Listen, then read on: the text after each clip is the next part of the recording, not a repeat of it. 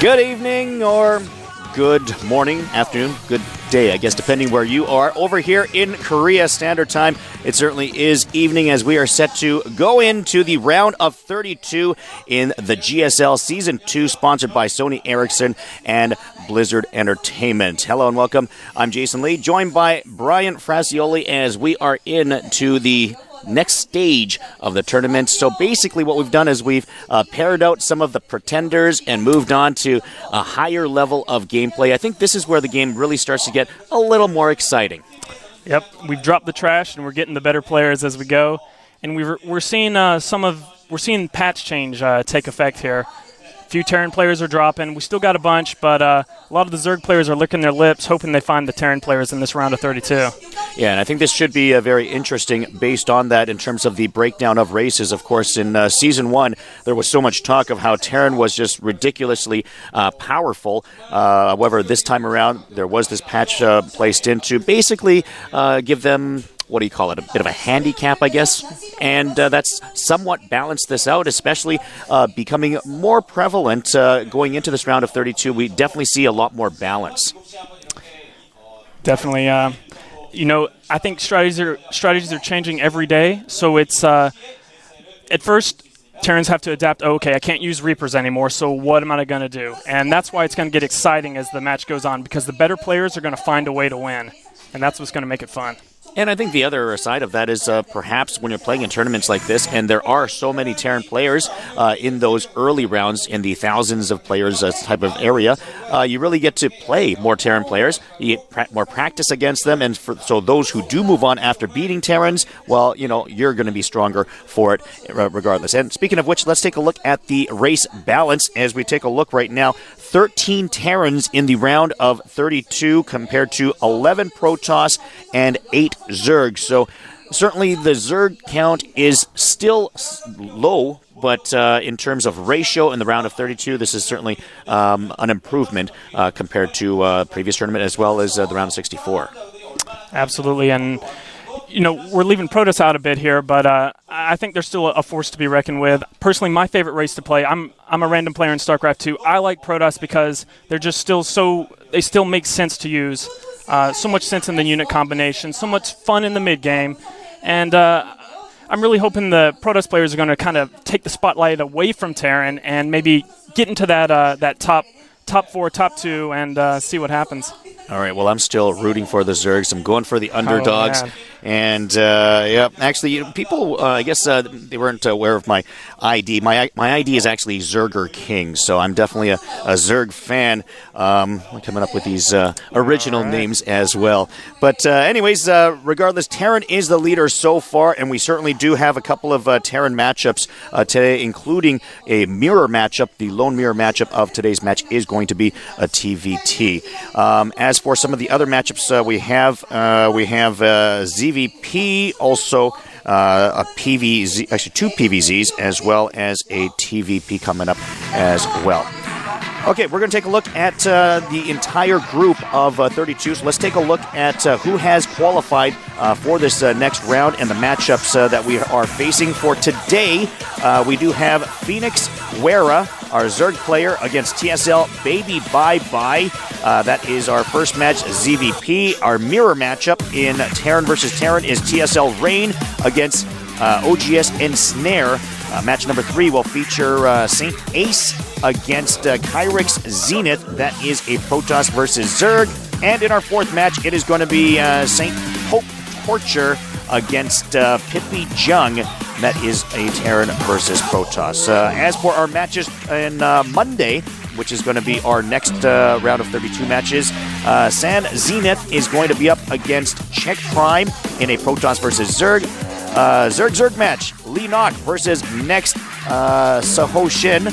And our next match after that is OGS Nada against Pak Jung Hyuk. That is another mirror matchup of Terrans. And EG Idra is going to be against OGS Kon in a Zerg versus Terran match.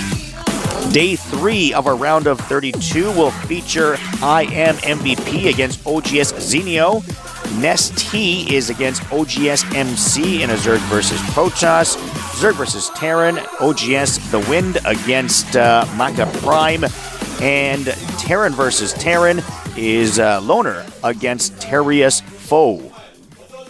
And our final day of the round of 32 will feature Fruit Dealer versus Boxer in a ZvT, OGS Inca against Tank Boy Prime, that is a Protoss versus Terran. Next, Genius against Killja, Protoss versus Terran, and Slayer's Boxer against Korjung, that is a Terran versus Protoss. Those are our matches for the round of 32, and we showed you the 4 matches on that first page that are going to be featured today, and we are certainly looking forward to those matches as well. Okay, let's talk a little bit about the evolution of how we've come to this point. We started off with approximately 1,000 players. You've worked your way through, and basically the cream of the crop made it to the round of 64, which we were able to show the televised matches for. And since then, we are now into the round of 32. Now, let's talk about the players to make it here, because we have to remember that there were some pretty famous players that actually did not make it. Someone like Moon, one of the best micro players of all time in terms of Warcraft 3, does not make it out to here. So it's not just about playing RTS games before. We have kids that are 15, 16 years old that come out of nowhere. Nobody knows who these people are, not known for their StarCraft I abilities at all. Anybody, not anybody, but people that aren't famous can make it to this level as well. Absolutely. A brand new game. Strategies are developing. Anything can happen, and that's what we're seeing. Age 15, age 16, age 17. These guys, they don't have RTS experience. Maybe they have the gift. We'll have to wait and find out. But when you make it this far in the tournament, it's already a small victory, I think, because if you remember StarCraft I on GameNet qualifiers, oh man, just to get up to that high level, at least to me, an unrealized dream. So I can imagine these players getting airtime now. Of course they want to win, but they got to be patting themselves on the back a little bit and, happy about getting this far. You know what impresses me as well is someone like Boxer or Nada, who is a pro player in StarCraft I. I talked to Nada in an interview yesterday briefly about this, where you have a player that is committed to practicing in StarCraft I, probably 8 to 10 hours a day, but somehow finds enough time to be good at a similar game, StarCraft II. But regardless, let's take a look at some of the players that are going to be playing today. We're going to start off our first match featuring Zerg and Protoss. This is Phoenix Wera up against TSL BabyByeBye. And Phoenix Wera was a 2-0 winner over Apple in the round of 64, whereas for BabyByeBye, he defeated Liquid TLO 2-1 in the round of 64. Yeah, now that's actually a pretty big victory, especially in the foreign scene. Everyone knows and loves their favorite, the little one. And if you remember, BabyByeBye is actually an Eastro player that has transferred over not too long ago, in the past couple of months. His name is Songho, and I believe everyone should know and support this guy because he is not only quite nice and quite handsome, but also quite talented in StarCraft II. Shin Sang-ho, his name for BabyByeBye, it is Chun Young-shik, who is known as Phoenix Wera. From the Wera team, and you were telling me some information about the Wera clan. Well, actually, I heard it today from Idra. I did not know this, not being a War 3 player. They have moved over from War 3, and according to Idra, they're not actually that good. They just do one base all in. Don't quote me on this. This is coming from Idra's mouth. Hearsay there, but let's take a look at the maps that we're going to be using. Set number 1 will be on Scrap Station. Set 2 will be on Shakura's Plateau, and Set 3 will be on Metalopolis. As for the maps that these players did not want, Phoenix did not want Steps of War or Jungle Basin. BabyByeBye did not want Blistering Sand or Zelnaga Cavern. So those are the maps that we're going to be seeing for today. And we are just about ready for these two players. Any predictions as to who you like going into this match of 32 game? Well, on Scrap Station, I'm going to have to... personally, I like playing Zerg versus Protoss rather than Protoss versus Zerg. But what I want to see from Protoss is I want to see a strong early game push, gateway I think we're about to get started here, but I want to see aggression from the Protoss early. And I don't want to see any of this passive play like we saw yesterday. Hey, I'm not sure what to do. Let me just try something and, watch it fail. Okay, well, we'll see if that is the case from our Protoss player, BabyByeBye. He is going to be up against Phoenix Wera.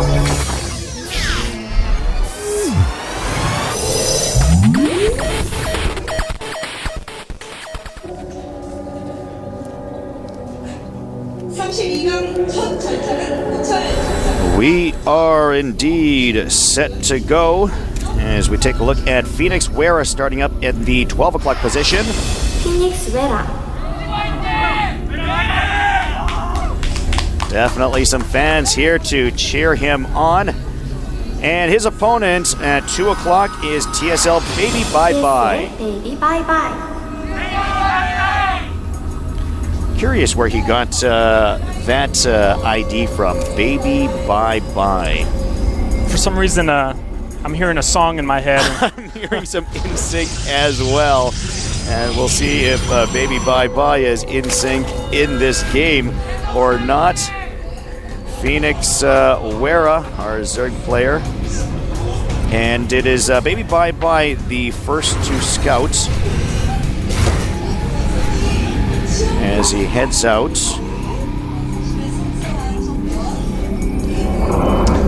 Yeah, we're seeing that Protoss pylon placement again that we saw last night. Luckily, this time Zerg has not 6 pulled, so we might actually see what develops from this point. So, it doesn't look like a spawning pool. I think we're going to be looking at a hatchery first. Or are we?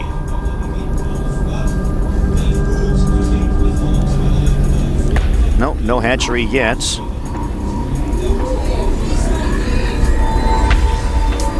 Second probe comes out.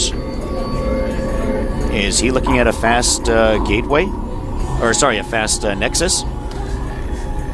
You know what? He absolutely is. There goes the nexus right now. At that. So, I'm a little surprised at that hatchery placement though from the Zerg, and he's not going to be happy when he sees the nexus of a Protoss player. Yeah, this is very interesting, and I've got to wonder, did BabyByeBye decide to go Nexus first because of the placement of that hatchery? And it looks like Phoenix Wera has since switched over to a third hatchery. Yeah, this is pretty standard. He sees the nexus. He knows no Protoss aggression can come. Actually, he's looking. He hasn't even seen a gateway, any tech, so he's going to lay down that third hatchery, power up.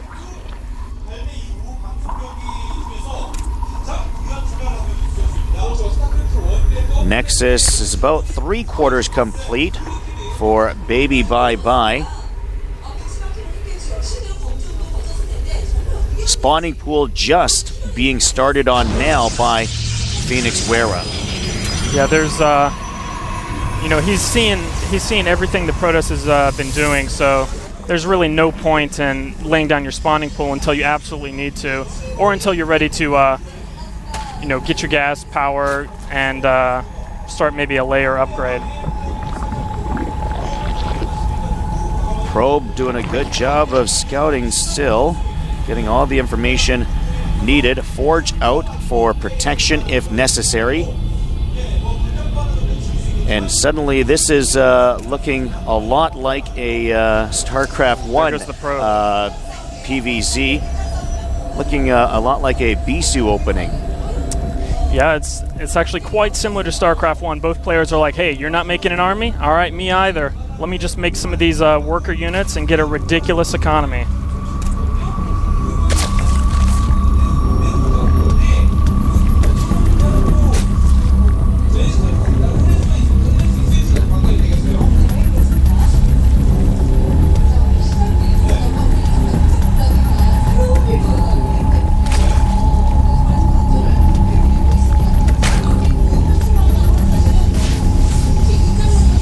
Well, we're going to hit a bit of a lull. Both players are macroing up, so probably going to be a few minutes before we see any aggression from either side. Oh, I like this. 2 Stargates somewhat hidden down here next to the Protoss natural expansion. Now, 2 Stargates. I'm pretty much guessing he's going to go for some Phoenix harassment and kind of turtle for a bit while he masses up an army. But we'll have to see what BabyByeBye thinks and does. So once again, looking a lot more like StarCraft I. There you go. And once again, I can't help but think about Bisu and his typical openings in a PVC. And once again, I'm really curious about BabyByeBye's choice if he went with that Nexus after seeing that second hatchery kind of out of place. But maybe we'll have a question for him after this match. Remember, if you have questions that you like answered, go to the forum board in the website and post your questions for the winner of this game, and we'll try to get that question asked and answered for you.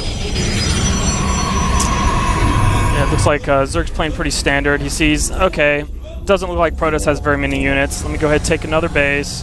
He's getting speed Zergling, probably just in case he needs to pump a round or 2 of Zerglings.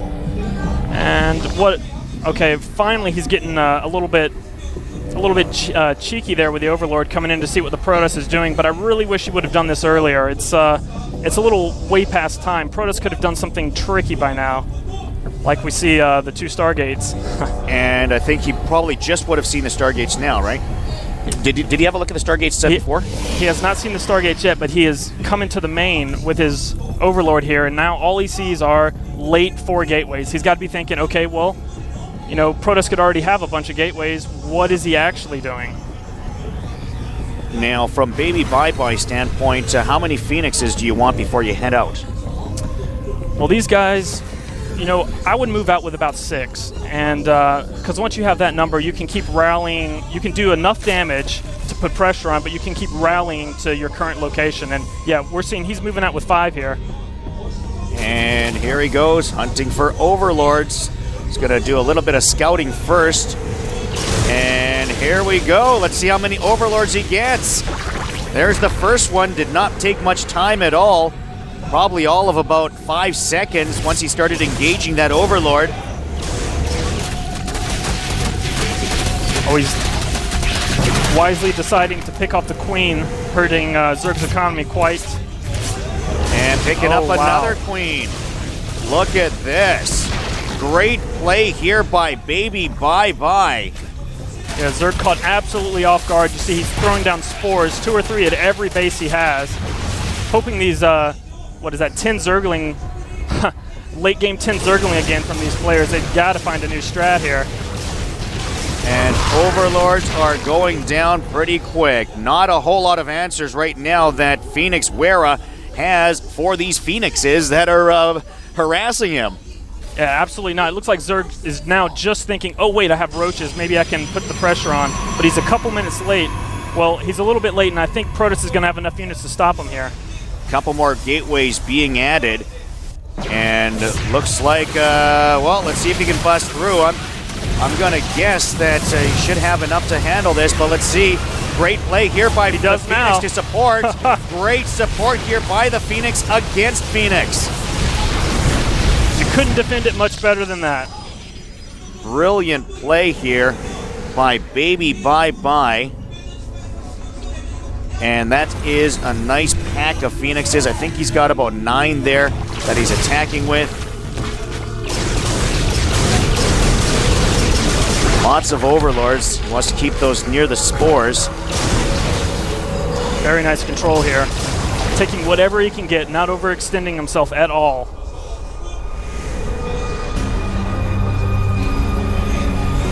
Now, if there is one thing that's doing well for Phoenix Wera, he does have 4 bases that haven't really been attacked at all. He's just being harassed in terms of his food supply. He's being forced to waste money on Overlords, but yeah, absolutely. Beyond that, his money count is doing okay. He's still up to speed with 4 bases as opposed to just 2 for a Protoss player, BabyByeBye. Well, he's kind of stuck on supply right now. has all the wrong units, nothing to really counter these Phoenix here, and it looks like Protoss is deciding it's time to come apply the pressure. He sees a naked hatchery here, no Hydras, not really enough Roach Ling. Yeah, he's seeing everything the Zerg is doing, so... And like those trouble. Phoenixes are definitely going to be a great support for this attack as well. Yeah, the Hydra count is... Well, I thought he had a few, but... Oh yeah, he's trying to mass them up, but until he has enough, it's not going to be enough. The Phoenix here are going to GB him and throw him up in the air and pop them one by one. BabyByeBye about 30 ahead in the food count as well, so he is ready to attack, and here he comes. He needs to take out a few of these expansions.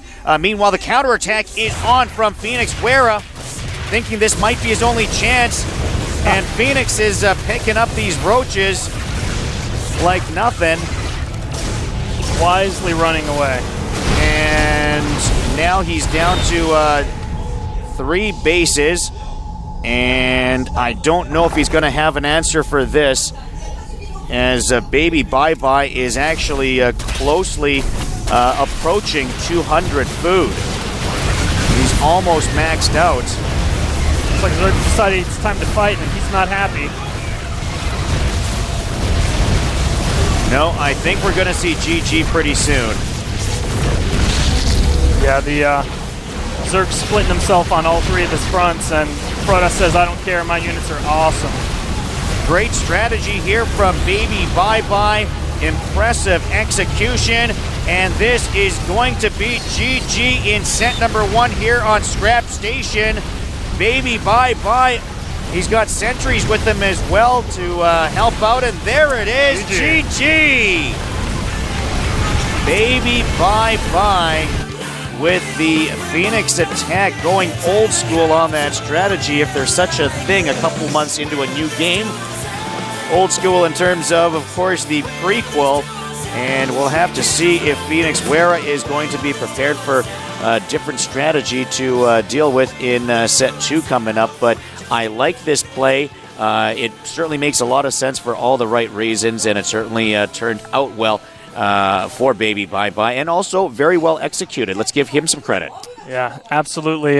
Zerg did a few mistakes here, of course. Build, not so great, but biggest mistake was scouting, obviously, but BabyByeBye's execution was perfect. I didn't see him lose a unit that he should not have lost. No mistakes. Yeah, I think the key, once again, I'm really curious about the Nexus. Had he planned to do the Nexus right from the beginning, or was that an adaptation play based on the hatchery not being at the mineral patch? And that, I mean, it's such a small thing to think that, second hatchery, you're kind of off in no man's land, but the fact that it was not at his natural expansion, we'll see if that hurt him in the long run as well. But probably the biggest thing, obviously, not finding those Stargates early enough. Obviously, it turned out to be lethal for him. We'll see if he can do something different. Actually, you know what I'd like to see is I'd like to see if what BabyByeBye is going to do in the next set. Might he try something like that again, which obviously makes sense as well, or maybe he'll come up with a new and improved cool strategy to kind of wow the audience. I hope so. Make a name for himself and win at the same time. That is called the double threat. Love it when people do that, and that's how you go from a good player to a legendary player. So the second set is going to be on Shakira's Plateau. Set 1 was on Scrap Station, and if need be, if we go to a third set, it's going to be on Metalopolis, which, by the way, is Phoenix Wera's most confident map. So if he can win set number 2, then perhaps he can look forward to an opportunity for an advantage in set number 3. We'll have to see if that takes place or not. So let's go to set number 2 in the meantime to see what happens in the remainder of this game. Set 2 is between Phoenix Wera and BabyByeBye. It is on Shakira's Plateau.